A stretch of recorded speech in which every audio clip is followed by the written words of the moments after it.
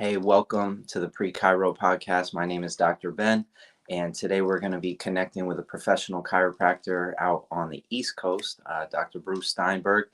Dr. Bruce, why don't you get us started by just introducing yourself, sharing a little bit about your background um, up to today, but also reflect back on what was that pivot point in life that made you decide you wanted to become a chiropractor?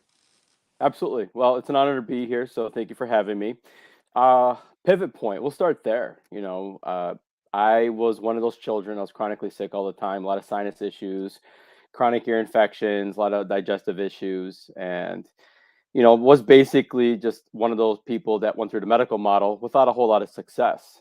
As I went through life, I know I wanted to work with people in the human body, and a friend of mine said, "Hey, I really think you should talk to my chiropractor." And I was like, "Chiropractor? What do they do? They crack backs or something, right?" And he's like, "No, he's cool. Just give him a phone call, and I think he'll connect the dots for you." And I think my friend kind of knew that it was going to be kind of eye opening for me. Long story short, spoke to this chiropractor on the weekend, and he said, "Hey, man, listen, I really want you to come into the office. Let's get your spine checked, and let's see what happens." And I didn't quite understand, get your spine checked, like what that referred to. Long story short, went in, had the evaluation, nerve function scans, x-rays, and went back for the report. And I'll never forget that first adjustment. And come to find out it was a C2 subluxation that was adjusted. And immediately from that first adjustment, I literally knew that I was going to be a chiropractor and this was going to be my life quest. So I look at it kind of like this at this point. This is just me paying it forward, where chiropractic changed my life. I started to have a lot of positive health outcomes, and really that whole just following innate and just being driven by, you know, that gut instinct. I just knew, like, this is the path we're going to take. I'm a Mhm. Palmer graduate. I graduated in 2006, and so I've been in practice for close to 15 years now, and so it's been an interesting ride because there's been a lot of bumps and turns, but it's been an amazing ride. Mm-hmm. And can you kind of just touch on where you're at today, what your practice is like, what your expression of being a chiropractor looks like, not only in the office, but out in your community? Yeah, sure. Let's see. So I was an associate for a year, and then after that didn't really work out, I decided I wanted to go solo, and so I've been in um, my own clinic since 2008, and it's awesome. There's actually three of us now. Have two associates, and the practice is about 25-30% pediatric, which that's kind of high for the chiropractic profession. And, because of my natural curiosity for basically the world of science, I decided to go down the roads of postgraduate training. So I have my certification through the ICPA in pediatrics, and I'm going to be starting the journey towards a diplomate. I also decided to want to learn more about the neurology. So I went through the functional neurology training, so I'm actually board eligible to take the diplomate exam. And then because I just saw the connections between what we do in the world of mental health, I decided to start my certification process in the world of addiction and compulsive disorders. And so basically, my big thing is, the community looks at me as the go-to guy, because I don't market more than everybody else. I don't do more advertising than anybody else. But the drum that I wanted to beat was preeminence. I wanted to get results that were so high that people just had it share with others. So what I did was I basically created walking billboards. I had people that got the results they wanted, and when that happens, they tell others. So basically, the current practice members build a practice for me just by sharing their stories. Mm-hmm. And can you really unpack and provide another layer of detail for the certification through the ICPA, what it means to go on after that and become a diplomate, and then also the functional neurology certification? I'm talking about like how long it took. What were some of the more interesting things that you learned or skills that you picked up through these programs? And then also this addiction and compulsive behavior. I'm not sure if that's through Dr. Holder or It which is. program you chose, but if you could also unpack the details on that, please. Yeah, absolutely. So it really all started when I wanted to learn more about how to analyze the nerve function scans. So I use CLA's 3 Tech, the Therm EMG, surface EMG, and heart rate variability. And I saw that Dr. Tony Ebo was holding a weekend course over in Illinois, and it was I saw the value there. So he was teaching pediatrics and scan interpretation. David Fletcher was there teaching the scan interpretation, and then Steve Hoffman was there teaching MC squared. And so it was kind of like this whole pediatric neuro, and then, although I didn't know it at the time, world of tonal chiropractic. So I flew down there, and it was like a huge deal because like that's when I received my first tonal adjustment. And when I say tonal, I go back to a paper Dr. Christopher Kent wrote a few years ago, and he basically said that there's basically three types of subluxations. There's a segmental where one segment's out of place. Think more of like a Gonstead kind of an adjustment. And then there's the global. So that's when we're looking at the spine and curvatures. So models such as Harrison CBP, Pettibon, that kind of thing. And then there's tonal, which looks at really the energetic side. What's this person need right here, right now, kind of thing. So that's more torque release technique, network, BGI, those kind of techniques. And I've always been a technique junkie. Even when I was at Palmer, I wanted to learn it all because I don't feel like any one camp has it all right. And I think that the more you can look at our history, look at what did Desjardins find that made him get to the point where he created SOT? What did Mears find when he was looking at the world of addiction and upper cervical work? And all these folks had these amazing discoveries, and that's cool and all. But my big thing is, okay, if we don't study the history, number one, it gets lost. Two, if we study the history, there's gold there. There's absolute gold. And then three, who are going to be the leaders for tomorrow? In other words, who are going to be the new technique discoverers? So that weekend, just to circle back, just completely led me down the rabbit hole because I just wanted to know more about neurology. I wanted to know more about, how does a vertebral subluxation actually affect the nervous system? When we put a force into the spine and it takes it constructively and produces an adjustment, well, how does that happen from at least a physiological perspective? What happens within the spinal column? What happens in the brain? And so I said, let's start with pediatrics. So that's when I went through the ICPA curriculum. And a lot of that had to do with the fact that I wanted to take care of children, but I didn't feel comfortable, especially with infants. And so as I was going down to Boston, month after month, attending the training, suddenly certainty started to build. And one of the things I've heard, and I think Dr. David Fletcher actually might be the originator on this, is you get paid according to your level of certainty. And that's a big deal because it's palpable. A practice member can tell when you're not comfortable with something. And I never wanted to feel uncomfortable taking care of an individual, regardless of status. After the pediatric training, that's when I said, okay, I get the pediatric on lockdown now. I feel really good about it, but I want to know about the nervous system. So that's when I started to take some coursework called functional neurology seminars with Dr. Brandon Brook and Dr. Datis Karazian, and that was awesome because that showed me basically the brain side of the equation. And then after I went through that training, that's when I got into the addiction mental health, and that's through Dr. Jay Holder and his institute. And as I'm working through that, I said, oh my gosh, we have this rich history of over a century ago of having these chiropractic mental health sanitariums, these hospitals. And what they did was they checked and adjusted these individuals for vertebral subluxation. Yes, they address things like movement. Yes, they address things such as nutrition, but the core of the work is exactly what we do as chiropractors. The one thing that makes us unique and distinct compared to any other healthcare profession out there. And so that's where I am today, and I'm still jumping down various rabbit holes because I just, I can't get enough kind of thing.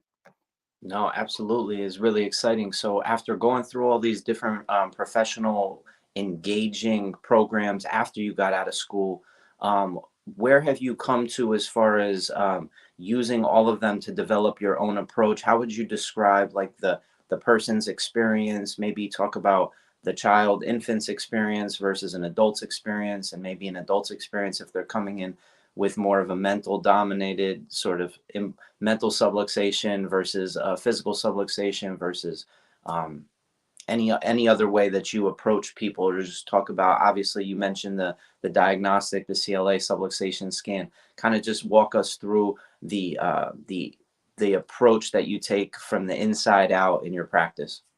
Yeah, absolutely.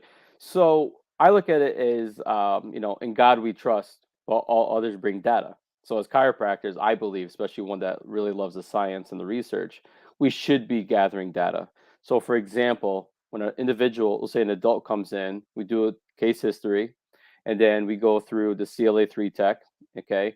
And then I put them through a series of neurological testing. So I want to know, how's their cerebellum intact? I want to know basically how's the symmetry.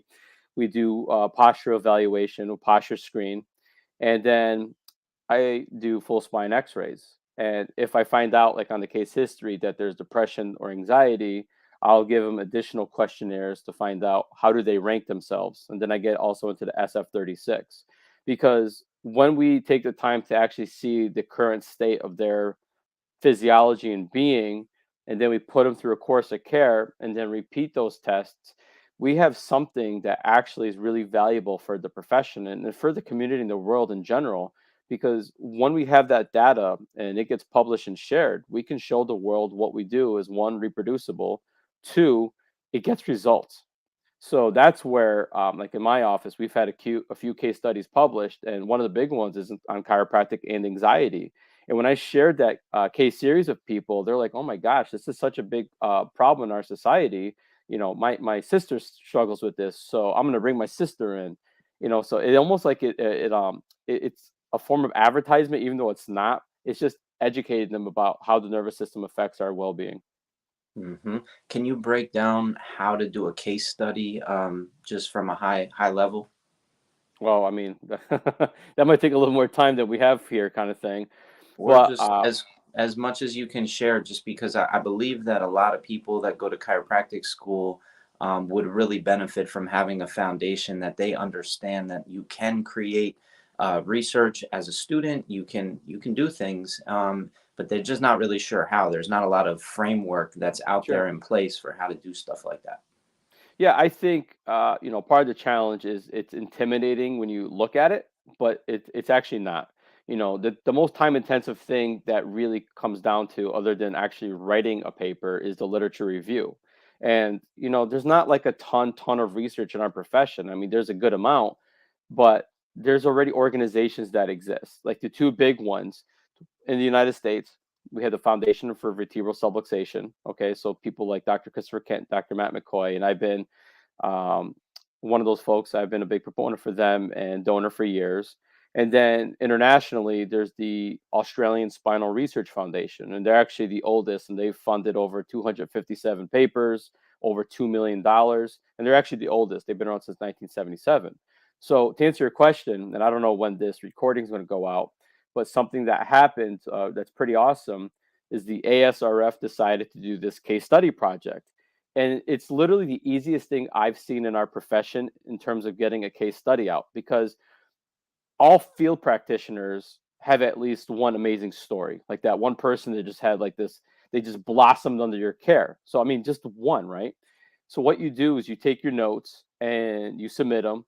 And what the ASRF did is they basically took enough funding to put together 25 papers. But what they did is they hired someone to actually do the literature review. So all the field docs have to do is submit their clinical history, and then all of a sudden, if the paper got selected, then they would want the actual case notes and re-exams and scans and x-rays and whatnot. And they pumped out 25 papers, super easy.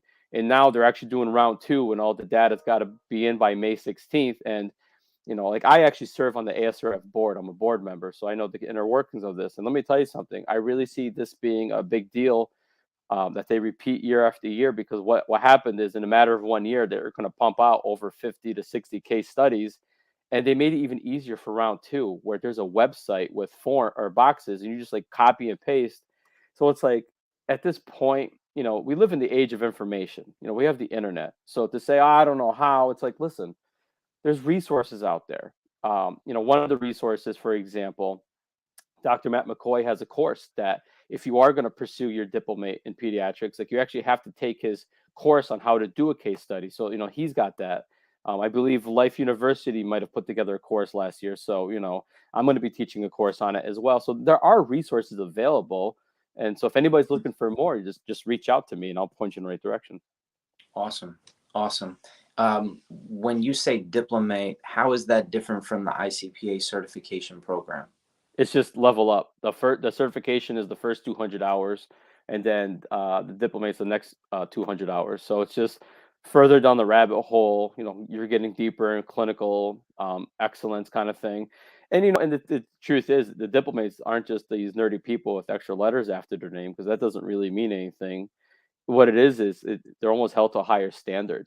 These are individuals that decided to spend their time and resources really learning more about their craft. And I part of me thinks that's really important because we have a lot of individuals in our profession that get their license and then that's it. And then maybe the bare minimum in terms of CE credits in order to be able to maintain that license in practice. But I look at it this way. When I see elite athletes, they're always training, they're always trying to get better, they're always trying to get that little bit extra to perform it. And it's like, well, I think we should be doing the same thing as a profession. We should always be getting better at being able to take care of people. So clinical excellence. We should be getting better at communication. We should get better at business. In other words, if chiropractic truly does change lives, why would you ever settle for just enough? I think you should constantly be, you know, going back to the drawing board and say, how can I get better? How can I get better? It can truly change your life and your community. That's a great message.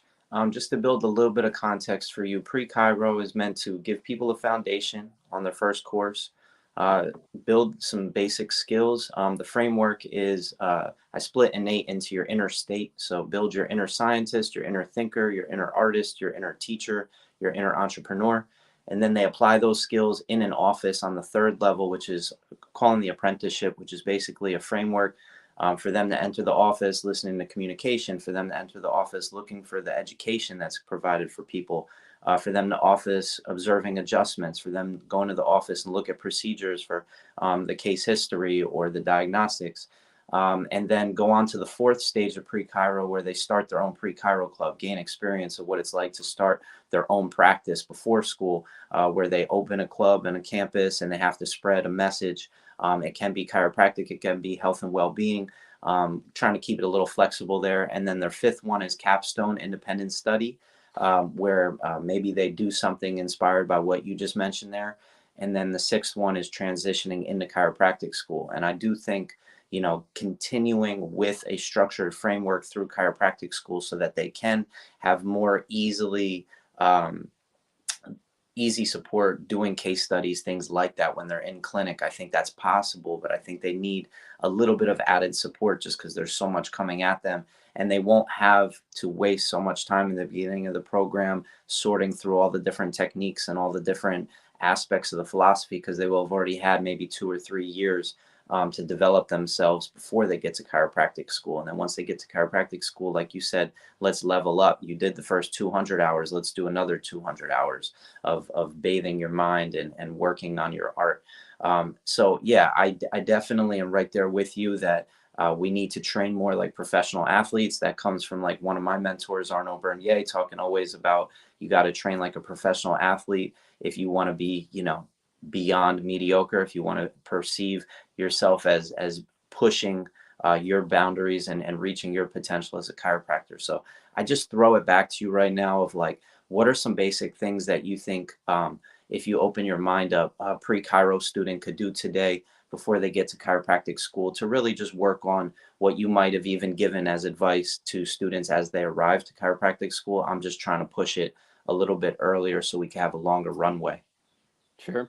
I think one of the biggest things before get your body ready and get your, you know, um, educated intelligence ready is you really got to uh, start the basics. Like I'm a big science guy. People know that about me, but I started focusing on the philosophy first, because it's the philosophy that really is the glue that holds it together. I went to Palmer, like I said, and first trimester, I pledged the Delta Sigma Chi fraternity. And that was a big deal for me because, that gave me the opportunity to be a part of an organization that it's almost like when you are traveling through an airport and they have those walking escalators. It's like you hop on them and you walk faster than the rest. And I viewed my experience with the Delta Sigma Chi fraternity as being a big deal because there I am with like-minded individuals that constantly sharpening the saw, even like first trimester, and that's big because the fraternity exists at a few different schools. There's chapters at Palmer, Sherman, Life West,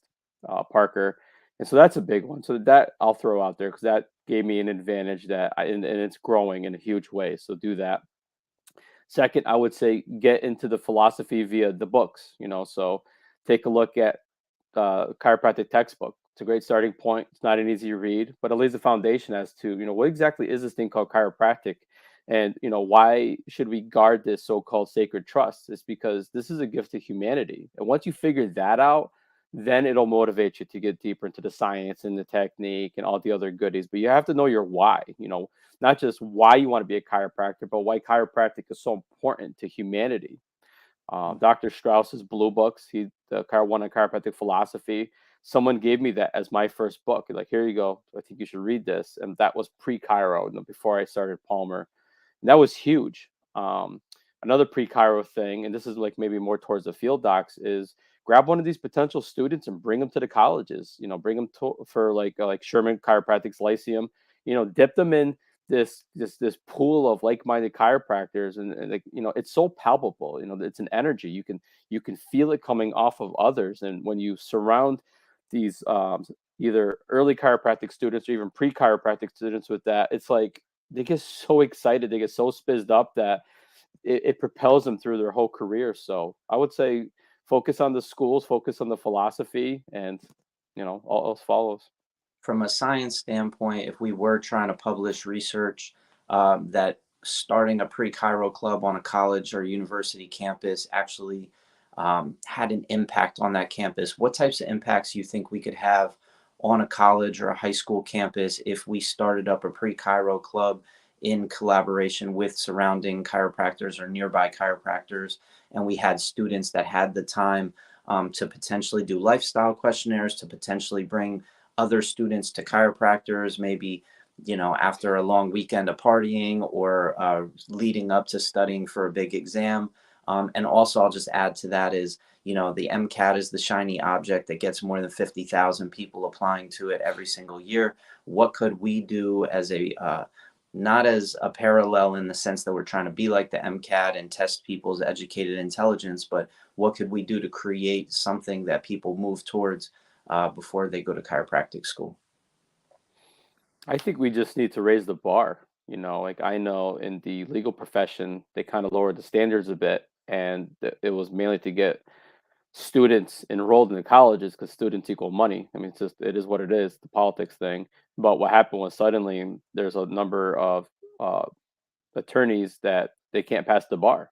I look at it's chiropractic, instead of lowering the bar, we should be raising it. We should be raising our standards for who's actually allowed in chiropractic school, because this isn't just, crack a back, hey, have a nice day. It's like, no, this is truly a life changing profession. And I'm not saying, raise the bar so high that, we have a number with issue with numbers in the profession, but the truth is, when you look at a lot of the colleges, like, I practice here in New York State, and I look at the number of licensures, and it's steadily gone down year after year for a number of years now.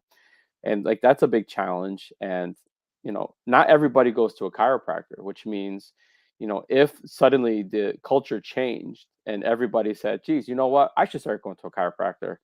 The truth is, we don't have enough people to actually serve the masses. And that's kind of disheartening. And so, like, I kind of look at it as like, let's be optimistic and say, let's say starting tomorrow, everybody wants to get their spine checked for vertebral subluxation. It's like, well, we better start stocking our pools with chiropractors. And so, I guess to answer your question, it almost goes back to the field docs. It's like, don't get comfy. If your practice is doing good and you're kind of living a cushy life, that's great. However, I think we have a moral obligation to protect this thing called chiropractic, which means, teach the young folks, the middle schoolers, the high schools about what we do, get to the schools, put on classes, get out to your chamber events. In other words, show the world what this thing called chiropractic is, because at some point, we retire and then we fade off into the sunset, and we need to leave a legacy for future generations. Can you do your best to build context for a high school or college student right now as to what chiropractic is, and maybe go a little bit more than you would if it was just a random person on the street, but it was actually somebody who's considering healthcare, they don't really know which direction they want to go, and you're introducing them to chiropractic?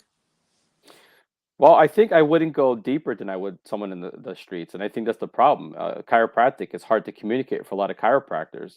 Like, if you ask a general person in the public, "Hey, what's a chiropractor do?" Oh, they crack backs for neck and back pain. It's musculoskeletal, And that's our fault, by the way, because we got greedy in the 80s and we build insurance. And so long as they had insurance, come on in, take care of your neck, back pain, sciatica, headache, musculoskeletal. So that's our fault because of getting involved in third party pay. So I would say, listen, here's the deal. Chiropractic is a health profession. And depending on how far down the rabbit hole I want to take them, I may talk about salutogenesis versus pathogenesis, meaning we're not here to treat symptoms and disease. We're not here to treat achy backs or sciatica. It's about life expression. It's about unlocking someone's health and life potential. Because what I teach them is, listen, here's the deal. From a science perspective, the brain runs the show. We know everything in the human body is controlled by the brain. They know that. High schoolers know that. So then we say, okay, if the brain's so important, should we make sure that there's nothing interfering with the signal to the brain, the actual input to the brain? Uh-huh. Okay. That's general layperson or high schooler. They get that.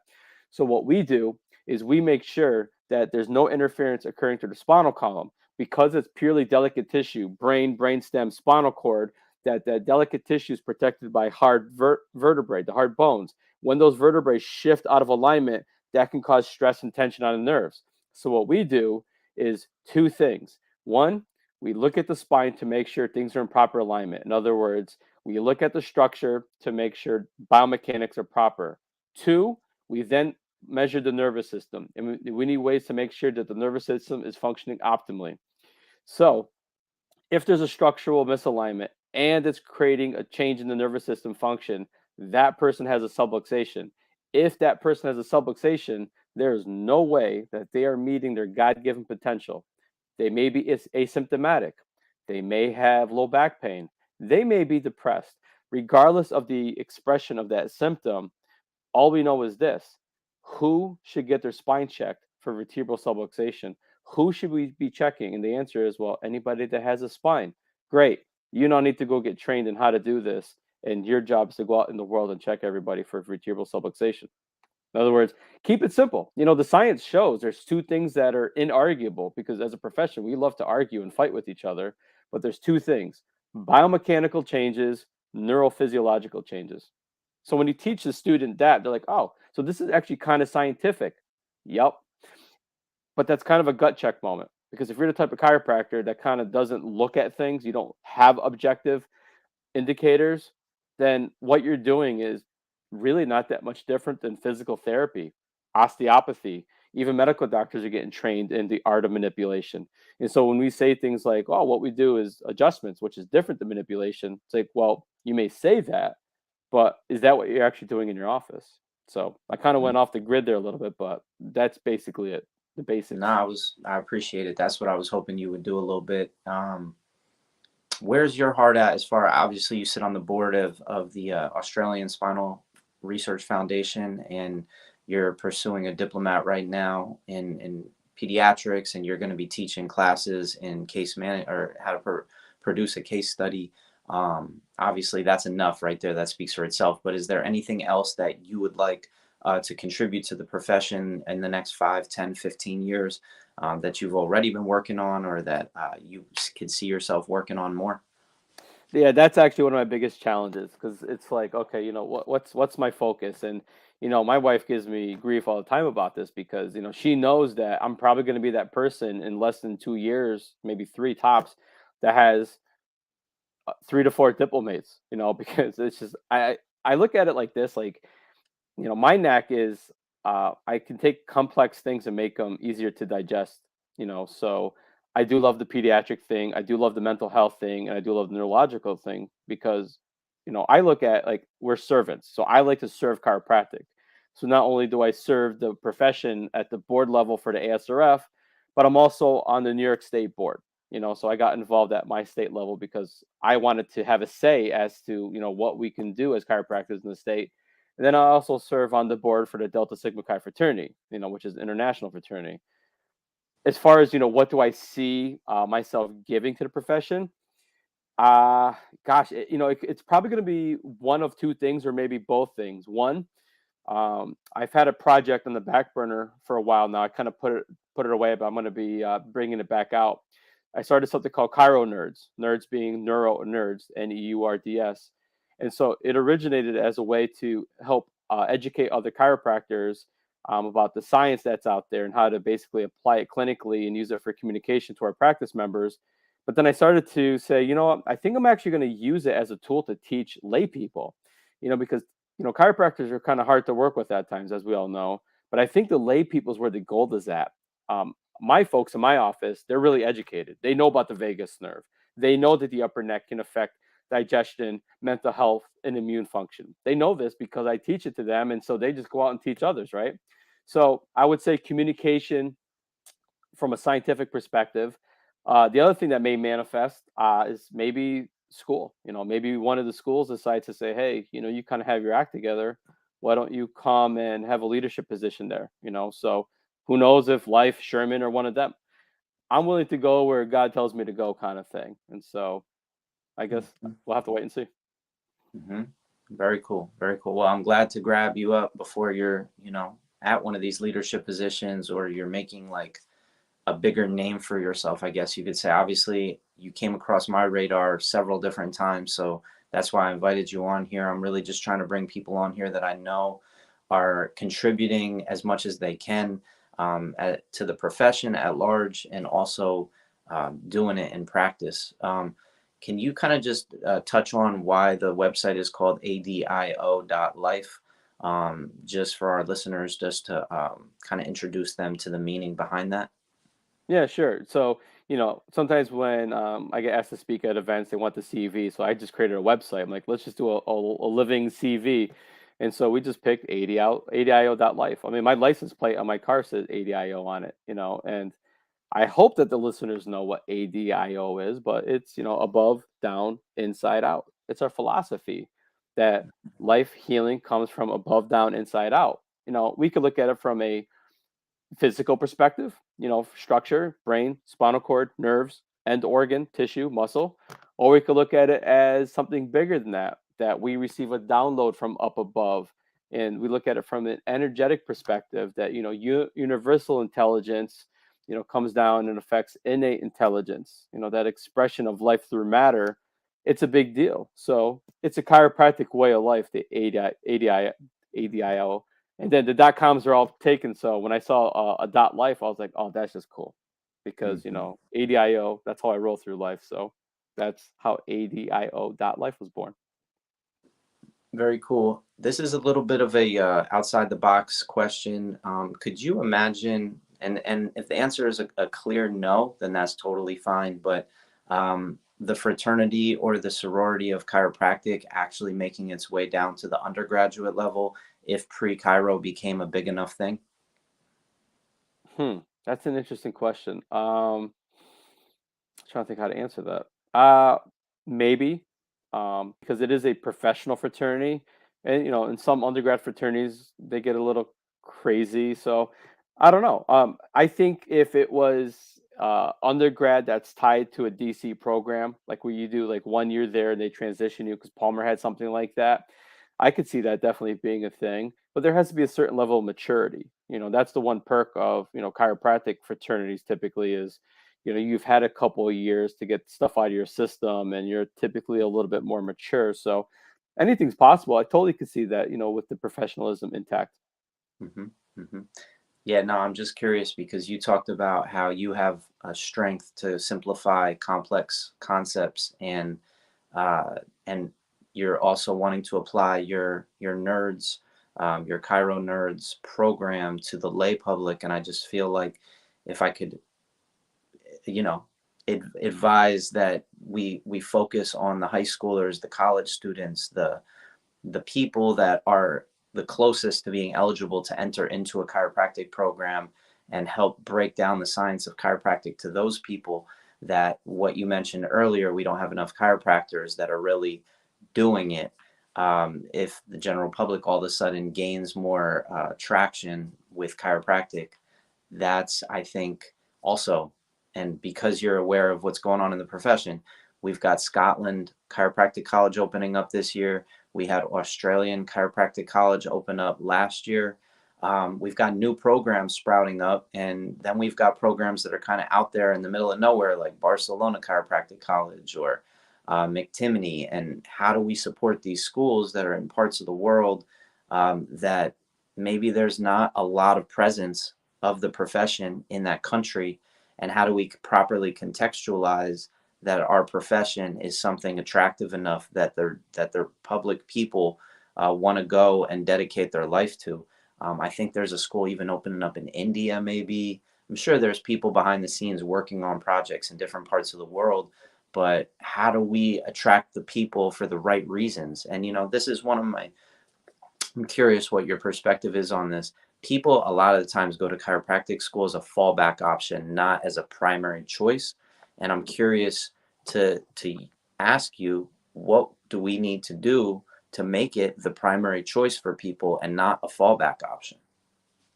Well, I'm going to put this right back on the field docs because when I was at Palmer, I was a part of student council, and one of the things that we did as a student council was when the new class came in, we would pull them aside and do a meet and greet. And one of the exercises was, "Hey, what made you want to become a chiropractor? Why'd you come to chiropractic school?"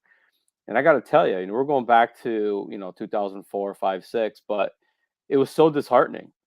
Back in the day, people went to chiropractic school because they typically themselves had this aha moment, this amazing change with their health under care. And the majority of the people that I talked to, was the answers I didn't want to hear. It was, well, I heard this was the easiest way to become a doctor.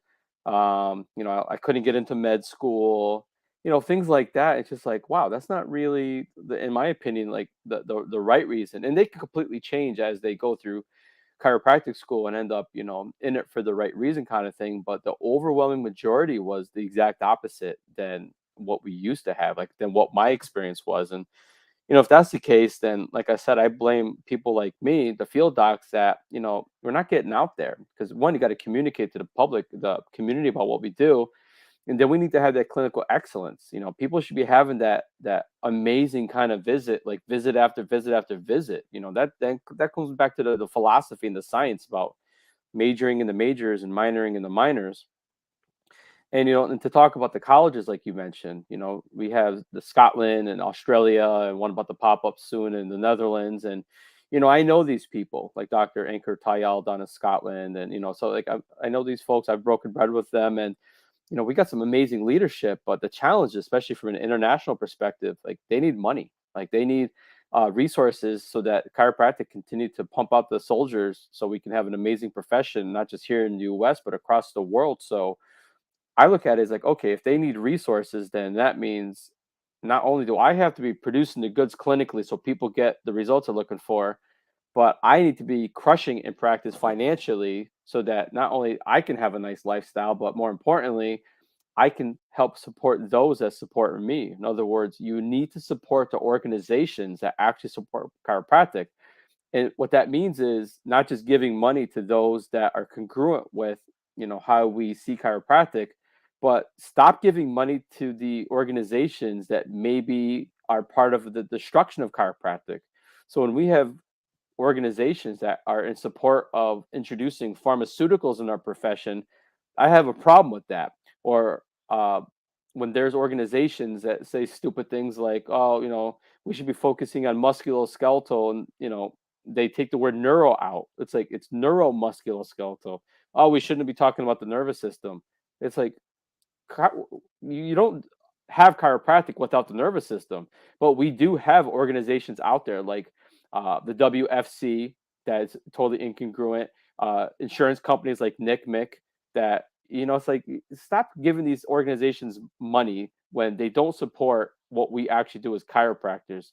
Give them to the start supporting malpractice insurance companies that support what we do. Support the colleges that are congruent. If your chiropractic college isn't teaching chiropractors the philosophy of what we do, then what we have is just a bunch of mechanists that are entering society that don't even know how to check a person's spine.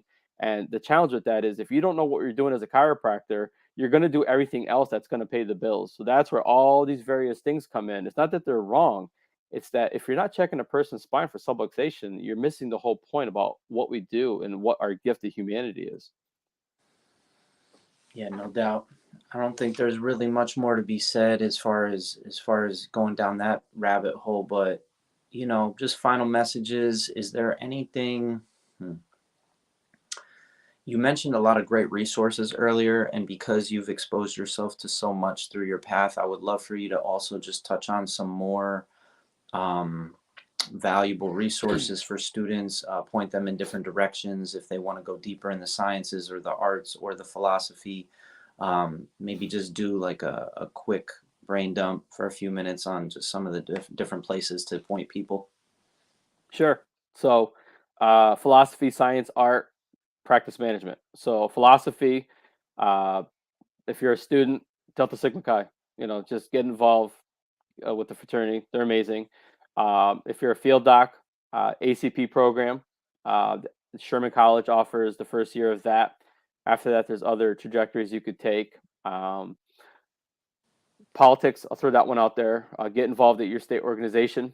Voltaire had a quote: "Just because you don't take an interest in politics doesn't mean politics won't take an interest in you." So even though I kind of dislike politics, I still get involved because you have to. Okay. Um, so state level, international level, I really like what the IFCO is doing. They're really moving the needle. So they're extremely up and coming. ICA is another good one, obviously. Science, there's so much. Science, I guess we could look at it from the um, the nervous system perspective. So, there's a lot of great courseworks out there. Obviously, like people like Carrick are well known in the functional neurology world. But if you don't have to go that far down the rabbit hole, just learning the science in general, I think in school does a good job. Just get really good at knowing the science of the vertebral subluxation kind of thing. That's where the, like, say, ICPA was kind of handy. There's a few instructors in there that are really good connecting the dots. The art, that's obviously the technique. Find your tribe. A lot of people typically find what technique jives with them, whether it's an application of full spine like Gonstead or any of these other ones, go for it. Upper cervical, I say master at least one upper cervical technique, because if there's magic in our profession, it's typically once we get upstairs happy on a person. And there's so many different upper cervical techniques, so to really spend time mastering the art of that. And love the tonal techniques. I'm a torque release kind of guy. I started the whole network training too, because I always look at more is better kind of thing. So obviously, Danny Knowles and Donnie Epstein with network, Steve Hoffman, MC squared. So there's a lot of them out there. Um, Take electives like beyond the training. If you are in school, don't just settle for whatever the school's giving you. Jump out. If something's calling to you, there's a reason for that kind of thing. And other than that, just, constant and never ending improvement. If Mhm. something calls to you, whether you don't think you have the time or finances, jump into that whole realm of the unknown. There's a reason why we get that gut instinct. Follow it. It'll never lead you the wrong way.